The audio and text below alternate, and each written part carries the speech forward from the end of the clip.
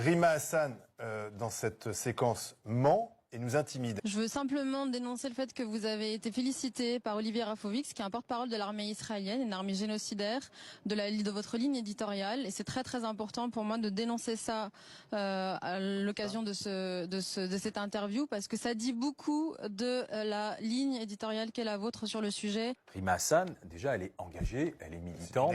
C'est une activiste. Elle arrive avec le kéfier, je pense. Elle voulait faire un coup. Elle voulait faire un coup. Elle vient avec une autre idée en tête. On a été naïfs en fait.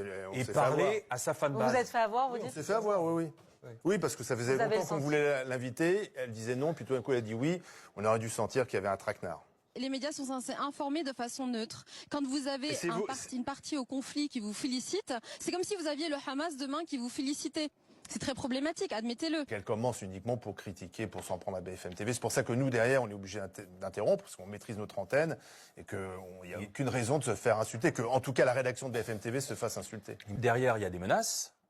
On fait allusion au procès Nuremberg en disant les journalistes qui étaient complices du régime nazi, c'est vous aussi, et on nous menace d'un procès Nuremberg. Et j'espère que vous vous rendez compte quand même que vous aurez tôt ou tard des comptes à rendre en tant que média, en tant que média. Effectivement, c'est prendre en otage des gens qui sont sur le terrain. Et ça peut être dangereux en temps de guerre. Merci, colonel Rafovitch. Et je rappelle que nous traitons l'actualité du Proche-Orient dans son Formidable. intégralité Merci beaucoup d'être et là. avec la mesure. Merci.